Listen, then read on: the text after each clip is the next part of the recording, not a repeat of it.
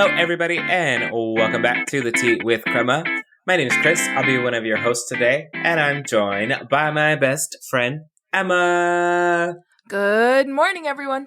I wish that I had like a book-based pun on how to call someone your best friend, but like in books, but I don't. Puns are not my strong suit. And in case you haven't guessed already, the theme of the day is books. So we are having another book-based episode, and I'm super, super excited to really get into this book because I have been putting people on this book for months at this time. But before we begin, we do still have our tea check. Emma, what tea did you bring today? I brought back an oldie but a goodie. Something that I am setting a boundary with myself about is my spending. So I'm trying to finish all of the things like in my pantry before I buy more because I have a tendency to buy lots of boxes of tea and only drink one or two. So I need like the sampler boxes. I think those are what would fit my life best. But peach and passion fruit, back at it again. What are you drinking today, Chris? I don't remember your peach and passion fruit. Who is that one by? Ahmad tea. Oh, that sounds like fun. Yeah, it's very light, very fragrant, very does the things. It would be a very good iced tea. That's what I was about to ask. Would it make a good like summer iced tea? And it sounds like it would. Today, I have a tea by what I've kind of come to discover as one of my emerging favorite tea brands that I get from Sips By. And this one is by David's Tea. And it is an organic cinnamon rooibos chai. And, you know, I'm just always a fan of a spicy tea, a chai, if you will. So this one's like right up my alley. It's also caffeine free, so that part is really nice. I've just really enjoyed it. I've learned that I can't drink too many cinnamon featuring teas because I may or may not have an allergy. I can't confirm that I do or don't have an allergy to cinnamon, but what happens when you... I get a scratchy throat if I drink too many cinnamon drinks. I'm not a nurse. I feel like we should consult my sister about this, but that definitely sounds like an allergy. And it's fine. You know, it's one of those things that like, because, you know, I'll drink the same tea for like 3 or 4 mornings in a row. And then after that, like 3rd or 4th morning, I'm like, oof, I have like a sore throat or something. But also like I work in a place where I talk a lot and like people get sick a lot. And so sometimes I'm just like, whatever, it is what it is. But like also it might be the cinnamon based drinks. I haven't officially figured it out yet. Will I stop drinking them? No. Maybe not for 3 or 4 days in a row, but... It's like, is it COVID or is it allergies? It feels like that. COVID, the flu, allergies. Who actually knows what's happening right now? But in case you're wondering, I might have a cinnamon allergy. No one was wondering, but the more you know. The more you know. I was thinking of a pun, or I was trying to think of a pun. This episode will be a page turner. Is that a pun? I was trying to make a pun. I was like, pages, books, chapters. The next chapter of this episode is... checking in, actually. So, you see, we turn the page. It's literally happening. So, at the beginning of the year, we did set a goal for how many books we were going to read. And I had a very clear-cut, straightforward goal. I'm going for 12. That's my number. I'm sticking to it. Did you have, I don't remember if you had like a specific number per se. You did have a number actually. It was like 40 or some crazy number. It was like some number that didn't make sense. I think it was 40. It was either 46 or 48. 48 sounds crazy. So no, but I feel like it wasn't because I was like, that's a lot of books to be reading in a month. Because you said that you read some wild amount last year too. Again, coming from someone who read like 4 books last year and whose goal is 12, anything higher than 15 is a crazy number. Oh, I said 46. And I think I said 46 because I set 23 last year because I was like, oh, at least 2 books per month. And then ended up going over that. So then I was like, oh, let's try for 48. And I was like, wait, that's 4 books a month. That sounds kind of crazy. So I settled on 46. So currently with my 46, I'm at 45. Wow. And it's September. So I'm thankfully ahead. I was a little worried I wasn't going to make it for a second, but we're on it. So I could just like read 1 book from now until December. But, you know, knowing how this job is going so far, that might be the only number of books I get in. How are you doing on your goal of 12 books? Well, I actually finished my 12 books like 2 months ago, I think, or a month and a half ago. So I've been done with my 12 books for a while. I'm actually on book 14 because I finished a 13th book in the meantime, and I'm on book 14. And all of the reviews have been posted on the Instagram. Check them out. But there will definitely be kind of like a compilation of all of the books that I finished by the end of the year. So I have definitely surpassed my goal, and I'm excited to set a new one for the new year. I'm not going to set one between now and the end of the year. I just don't want to. That's a lot of pressure. You've already met your goal, so like... I did it. I did the thing in my time frame. Keep the momentum going. Yeah. So now I'm just reading for true leisure. Not that I wasn't before, but now anything that I read is going above and beyond. So I am excited to have met that goal, actually, and to have it measurable. But what are you reading right now, then? Well, thank you for asking. I'm currently reading a nonfiction book. It is by Christia Donaldson. She's the founder of the hair product that I use. Thank God it's natural. She did pass away, I want to say about a year or so ago. So she's no longer the CEO. But this was the book that she read, and it's a guide to caring for and maintaining natural hair. And as someone who has gotten better at doing the base upkeep of my hair, I'm just really curious about other things because I've just been kind of winging it up to this point. And so it'll be nice to actually like read a guide, learn some like actual tips and tricks and even step-by-step things, potentially even learning how to style my own hair, or if I were to go to someone to be able to use the actual words to describe what I want done as opposed to just like pointing at pictures on my phone and be like, I want this. Yeah. That's awesome, though. And I love that there's a guide because I know there's so many people out there who, like this is not something that's widely spoken about. So it's a lot of, oral tradition that's passed on, and it's a lot of like learning and trial and error. So that's great. We love to see it. I'm excited to finish it, and we'll see what I do with it. Literally on my head. We'll see what happens. So literally, we will please keep posted for the photos that will follow this book reading.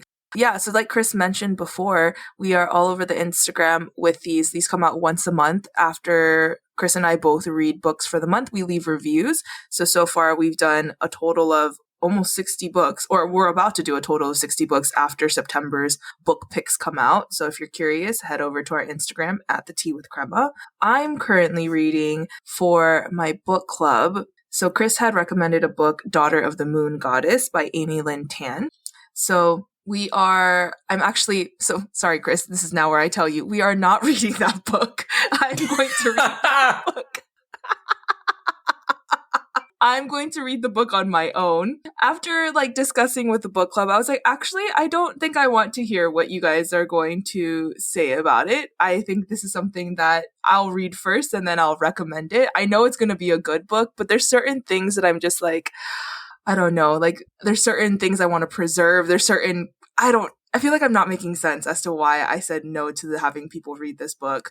I mean, sometimes there are stories you just want to enjoy by yourself and then potentially talk about, as opposed to, because it is a different experience to essentially have to go through your emotions as you're reading with other people. Yeah, exactly. I don't know what it is about that particular book that like has you feeling that way, but I'm here for it. It is what I still thought it was a great book, honestly. Definitely one of my 5-star reviews, and then I immediately read the sequel. Yeah, and I don't know. I think maybe it's, and this is probably a deeper conversation, like something about like Asian writers that I try to like, not that I try to gatekeep it, but I also am very like wary of having non-Asian people reading about it. Is that weird? It makes like, probably. I get it. I don't necessarily know how to explain it either, but like, especially if the book club is with non-Asian people, there's a certain level of just like, I don't actually necessarily care for your anything right now. Yeah. And I think that's what it is. Like, it's even when I even like recommend like BIPOC writers and like Black women writers too, like I have a very specific way that I recommend books to people because there's certain things that I know people are going to be like, oh, that's like, I couldn't connect with it because of whatever reason. And it's like, was it that reason or is it because... we have some biases. So there's like, I'm always, like I know who would enjoy what books, and I know who would, yeah. So anyway, that's probably a deeper conversation for another day that we are not getting into today. So what is on your to be read list though? That's going to be your next book, if you have one yet. I mean, I have the stack of books that you gave me before you went back to Japan, and I don't know. After reading Circe, I'm actually not sure I care to read The Song of Achilles. It wasn't bad. I just, like, her writing style was very, like, that's fine. Like, I'm not convinced that I need to read another one. You know what I mean? Mm-hmm. And, I mean, I do have The Book Thief. I still want to read the Wicked, whatever you call it when there's 4 books. I was like, quadology? I was like, because I got quintet, that's 5, and then I got trilogy 3, but is it a quartet? Quology? I don't know. I don't know. But those 4 books are definitely on my list. The Lord of the Rings are on my list. So I have plenty of books that are on the list. I just don't know, after I go here, I've been getting better at just following what I want to read as opposed to what I feel like I have to read. Good.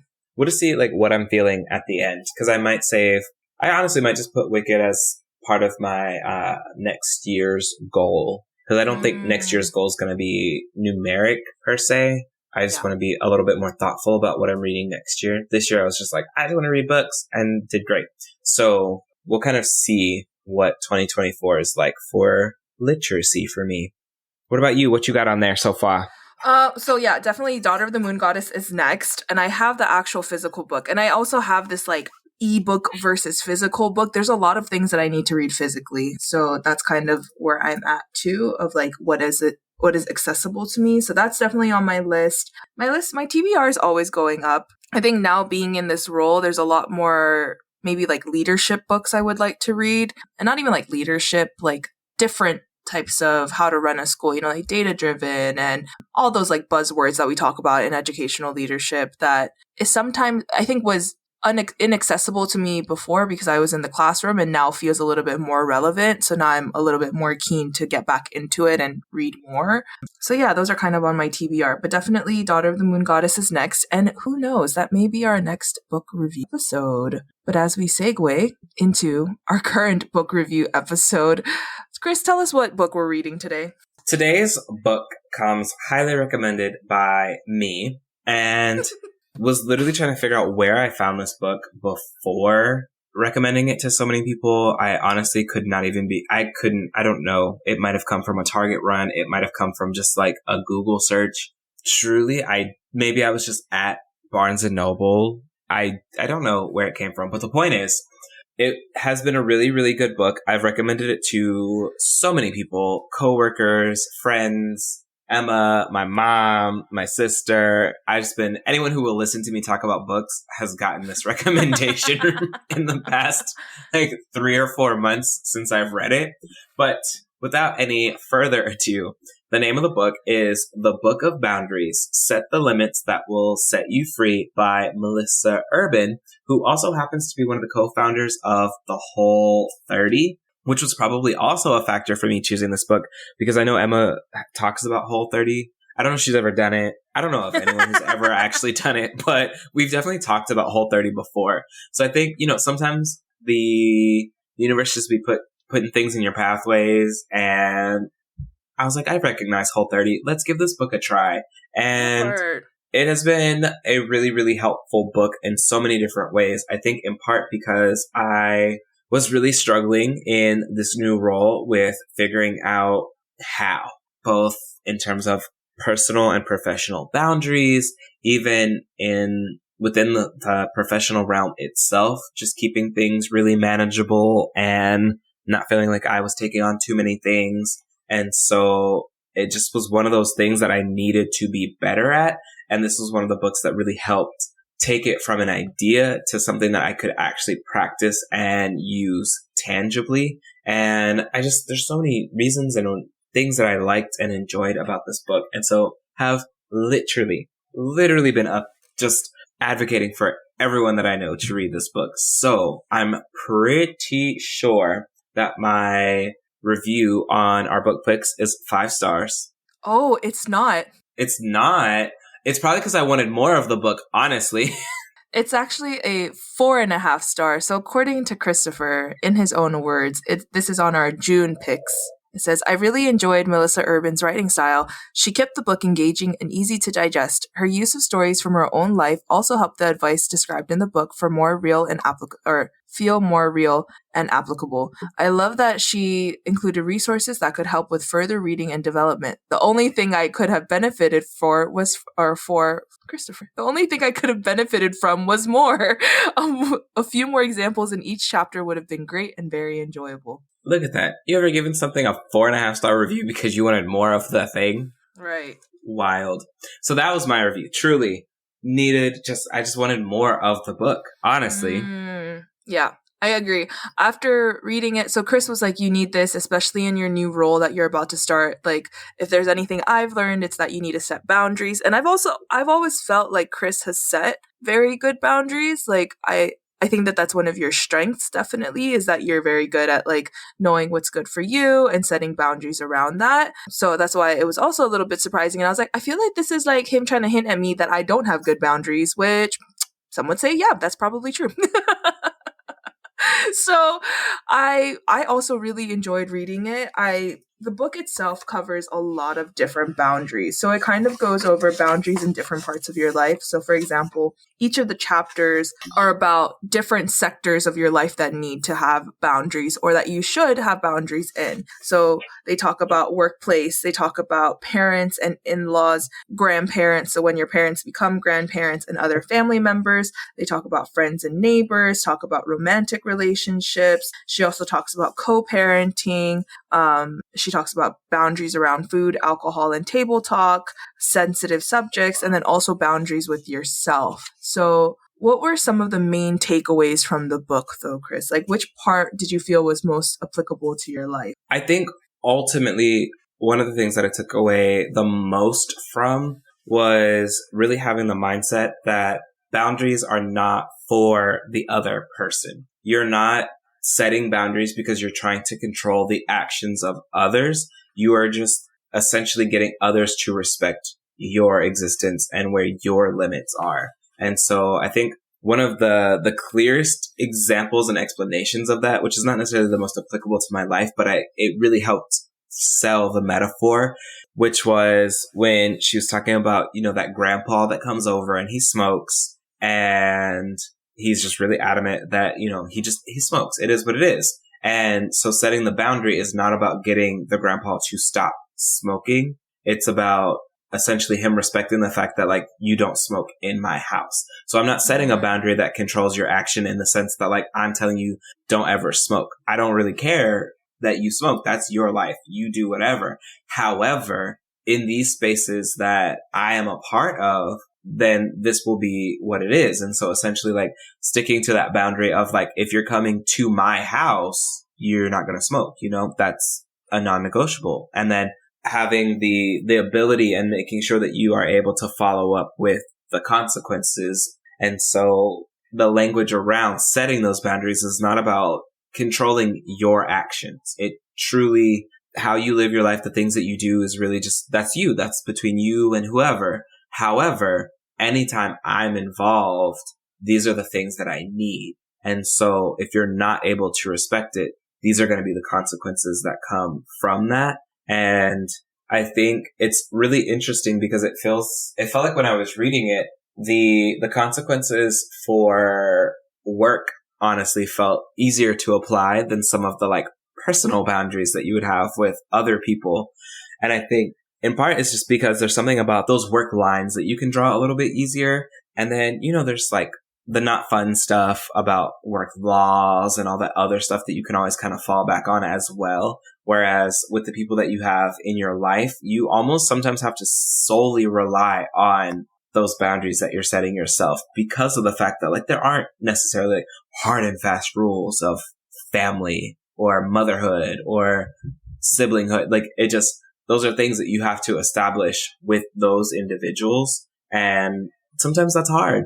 One thing that I did appreciate about her writing, though, is that she is very cognizant of the fact that she's a white woman in a lot of these spaces, right? So she understands that while she may feel, like it's difficult being a woman in the workplace, she also recognizes that her her being adjacent to, very privileged livelihoods and very privileged positions of power are, very real as well. So I thought that that was interesting where she says, like a lot of these things, like I understand that I can set these boundaries, but someone from a marginalized group may not feel the same type of privilege that I get to experience. So I'm like very cognizant of that. So I thought that was interesting too. But I agree, like there's certain things that felt very applicable but yeah, like there's laws that we have to work around, right? There's like certain things that we just have to be mindful of as well. So it's really about like within yourself. Like, okay, if I don't set that boundary, like maybe it's also like setting the boundary with myself that I can control this at work, but I cannot control the work environment a lot of times, if that makes sense. It's really just finding those things that you can control and then setting boundaries around them. When I first started reading it, I was like, oh, and she even mentions there's this part where she says like, your stomach may be starting to clench and you may be feeling anxiety around this conversation. I was like, oh, that's me. Like, I am very tense thinking about like setting boundaries because I think I am a people pleaser. So this is something that I'm going to struggle with. But I really thought that the way that she accessed a lot of the boundary setting or the way that she set up the boundaries felt very accessible with the green, yellow, red. So if you're reading this book, she also talks about that there's a green way to approach this. And this is kind of like the very like low bar, it's kind of like this is your warning, like I'm putting out this boundary. And if it's still continuing to not be followed, then it's like, okay, there's a yellow. And then not immediately after, but after some time, then you set out the red boundary. So I felt like that was really good because I think anytime I've thought of boundaries and as I was reading through it, I was like, oh yeah, I'd immediately go to red, recognizing that I think that there's probably like some steps that need to be followed, but wouldn't know how to do that. So I felt like this really helped you walk through, okay, like this is how you first set the first one. Okay, it's still not being followed. Let's like escalate it up. Okay, it's still not being followed. Okay, red. That was one of my mains too. That's so interesting that you definitely felt the stomach thing. I was like, yes, I'm so excited to set boundaries with people. Because I feel like you set boundaries very well. I think that's something that you already do very well. So yeah, I felt like that was interesting too. Because as what's funny too is because as I was reading, I was like, man, I feel like Chris is like, yep, validation, affirmation. Well, sometimes you just need to hear other people say it. Yeah, I thought that was really good. Which section would you think is most people, if they're ever going to pick up this book, should read? The family boundaries, honestly. I truly thought it was going to be the workplace, but I picked up the book for the workplace boundaries. And honestly, those family boundaries, I think, actually stood out a lot more. At the end of the day, like some of these rules aren't necessarily, I wouldn't call them rules, but some of these boundaries aren't necessarily hard and fast in terms of like, you can only ever use these around family. I think ultimately what I also really enjoyed was just seeing the scenarios and the language around setting boundaries, because it just, again, once you're able to kind of set boundaries in certain aspects of your life, it helps set boundaries in all of them. And so, but I just feel like some of the topics and concepts that came up in the family section were particularly salient, again, in the sense that like, these are people that like by default you're stuck with. And like, there's a different level of like, man, these people like love me. And it can be sometimes much harder to have those conversations with someone who you're super close to, that you've grown up with, that has raised you, that's done all of these things for you, versus someone that like I've worked with for 2, 3, 4 years and like, okay, cool. And at the next job, we'll never talk to this person again. Those are different types of conversations. They feel different and the stakes are different. I think she even mentions talking about like sometimes like having those conversations with people that are your family. It can sometimes feel, and if you've never had those conversations 20, 30 years into your interactions, 40 years into your interactions, having that conversation the first time can feel almost like a slap in the face of just like, who are you? Who do you think you're talking to? Like, this has never been a thing that we've had before.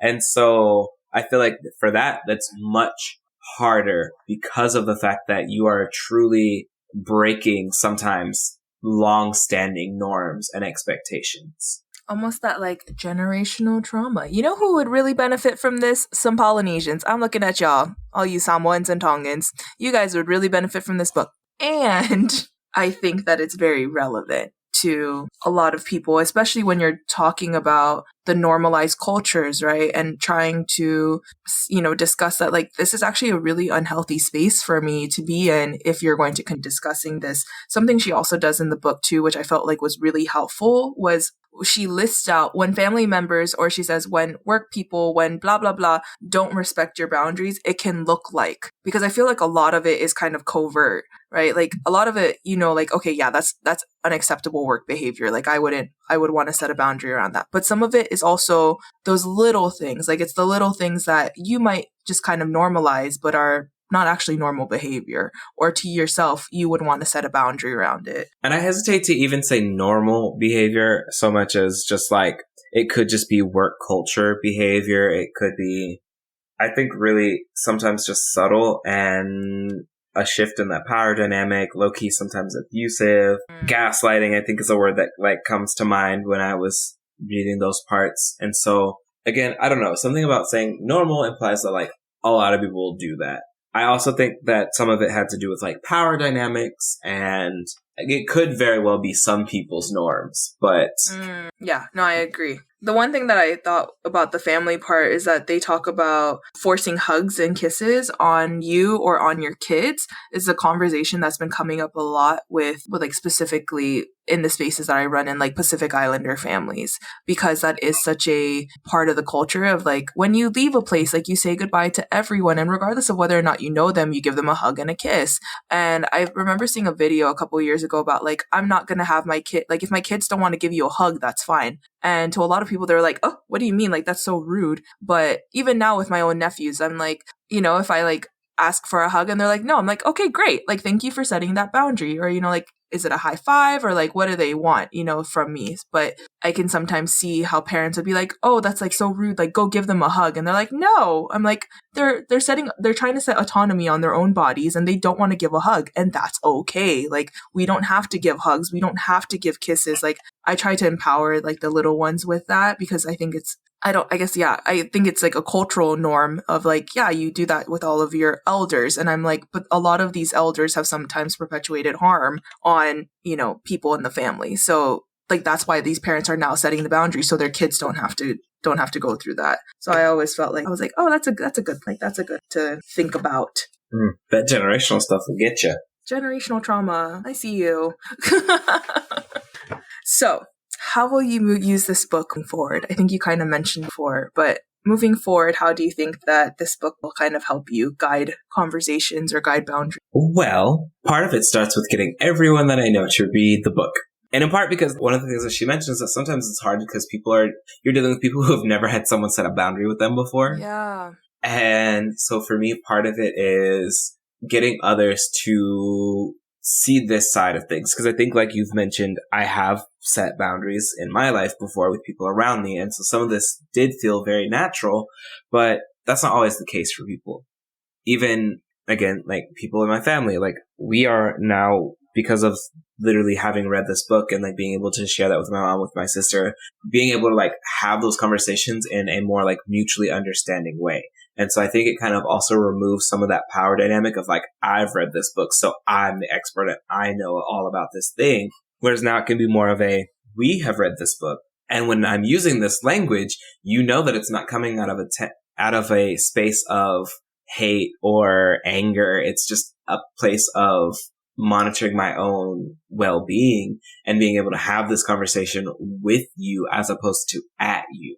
So far, it's just been right now a lot of getting people around me to read the book as well. I'm working on trying to find all of the different ways that people like to digest literature, whether that's a physical book, an ebook, whatever. But I'm just trying to find it and make it accessible because, again, I think I have found that it helps when other people are also having that conversation, because sometimes you struggle to find the words by yourself, or sometimes you're just like really nervous about having a conversation with a particular person or around a particular topic. And again, if you have people around you that you can lean on for support because they have a common understanding, it can make it a little bit easier, as opposed to I have to kind of like give you a quick and dirty summary of what I'm trying to do based on this book that I read.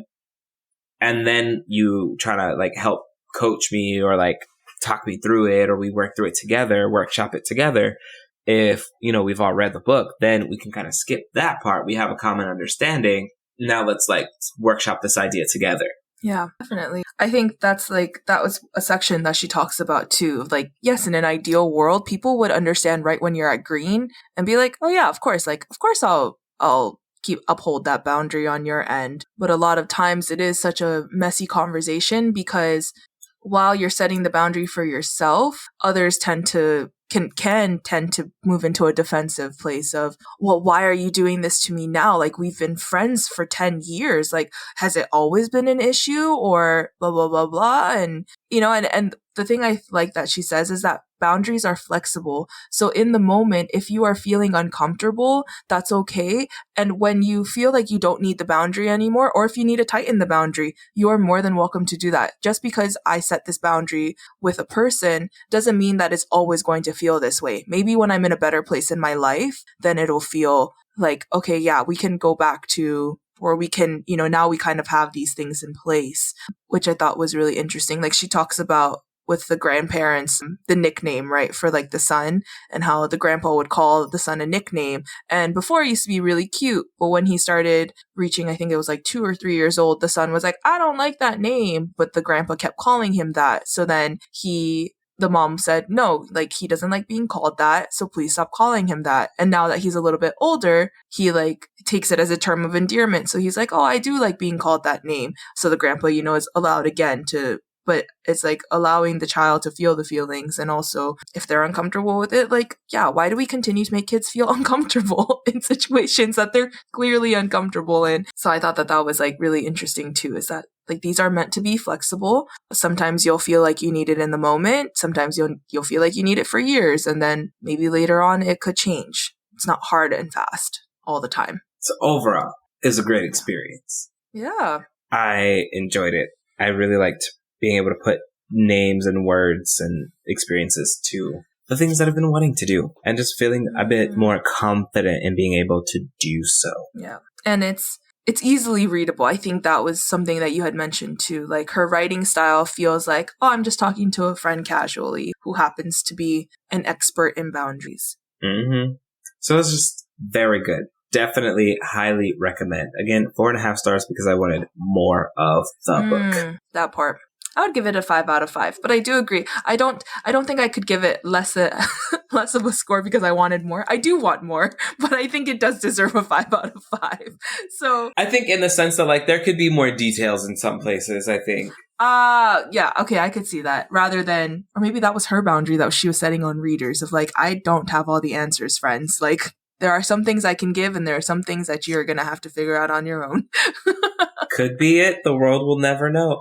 Except unless, shout out Melissa Urban. If you want to talk about it more. I have put your book on to a lot of people and still do. So if you want to come on the show, Melissa Urban, you can talk about Whole30. You can talk about Book of Boundaries. You can talk about whatever the heck you want. Also, I have to look it up again. Whole30 is the one where you eliminate all the things and then reintroduce to see what you're allergic to. Makes sense. It's very nice. Overall, again, just really, really enjoyed it. So yes, shout outs to Melissa Urban. You wrote a really great book. I've really enjoyed it and I will continue to recommend it to people. And in fact, if you pick up this book, please let us know what you think. Or if you just want someone to practice some of the words with or setting the boundaries with, I am definitely open and available because apparently, like Emma said, I've been setting boundaries, didn't even realize it. And I don't know, I'm really passionate about this because I really do think it's an important part of self-care and just your own personal well-being and protecting your peace in a way that doesn't put other people down. Ooh, was that a hint at what our next episode is? Who knows? Stay tuned to find out in 2 weeks. But in any case, it is now time for our rapid fire question. If you could eat foods that only start... Oh, sorry. I don't know why I said sorry. I meant to give a little bit of an intro as to why I chose this question. I was thinking about the question that you had with $1 million and buying things that only start with your first name. So then I was like, oh, what if you could only eat things that started with your first name? What would you be able to eat? I wouldn't eat avocados. Avocados from Mexico. What would you eat or anywhere else in the world. It wouldn't be that. I mean, technically, I could be apples. Asparagus. Ugh, asparagus is not my favorite. I tried really hard. I just can't do it. I love asparagus. Roasted asparagus, fried asparagus, boiled asparagus, canned boiled asparagus. Ew. Oh my gosh. It's just, I think you buy it and then you have to cut so much of it and it's so expensive. It is very expensive. And then you cook it and it gets even smaller. And so I just get so frustrated by the end of it. I was just like, I've done all of this work and it's not even, I can't. It's 75% of it is gone. And it's gone. It's just gone. Oh my gosh. Oh, Alfredo sauce. Ooh. You got it. Mm-hmm. Not American cheese. I do not like American cheese. Which one? Is that the yellow one? That's like, yeah, it's gross. The one that's in like the craft singles? Yes. So gross. I don't like it. Arugula is cute. That's a good one. Did you just look up foods that start with A? Definitely. I'm dead. I could eat eggs again, which I'm highly allergic to, and that's okay. Eggplant, which I actually really love. That's one of my favorite vegetables is eggplants. I could eat... What else starts with E's? Edamame. Oh, I love edamame. Good one. Oh, can I use it like in Japanese? I could eat ebi, which is shrimp. Wow. Okay. What a cheater. I love some shrimp. Anyway, Christopher, what is your rapid fire question today? Would you rather own a private jet or a luxury yacht? Ooh, that's hard. Isn't it though? I feel like jet would be nice, but then yacht is almost like, that's like an otherworldly like tax bracket. And I love being on the ocean, even though, actually, no, I think I would say jet because I'm like highly seasick. So it'd have to be a very big boat for me to not be seasick on. So yeah, I'll say jet. I feel like yachts are pretty like big, aren't they? They're pretty huge if I'm not mistaken. Yeah. Anytime anyone says yacht, I think of, did you ever watch the Proud Family movie? Mm-hmm. And then Sticky's like, we're about to get on the yacht. And they're like, the what? And he's like, the yacht. And they're like, do you mean the yacht? It does have those weird cluster of consonants at the end. Yeah. I think as someone who is unaware if they are truly seasick, I feel confident that I am based on the fact that I have motion sickness and like everything else. On an airplane, yeah. There's no way that you're not on a sea as well. Yeah. I feel pretty confident. But also, like, the one time I went to a boat party, I wasn't seasick. So, like, but also that was on a lake. So who, like, really knows? It's unclear. Because there's some part of me that's like, yeah, a jet is, like, a private jet's nice. You definitely, like, get to travel, go to places. But then, like, a yacht is just one of those, like, that slow and steady life. Like, I'll get there when I get there. Yeah. And I feel like there's something nice about, like, being able to travel by sea. Mm-hmm. I just, like, I like the idea of, like, oh, we're, like, docked here. Yeah, let's jump off into the ocean. I feel like if I, like, really had to pick, it would probably be the yacht. Okay. Just crossing my fingers that I'm not actually seasick. Yes. I love that. Well, Emma, where can people find the podcast? You can find our podcast on Facebook and Instagram at The Tea with Crema. If you'd like to buy us a cup of tea, you can also Venmo us at The Tea with Crema. You can find us on all of your favorite streaming places. We hope to see you next time. Bye!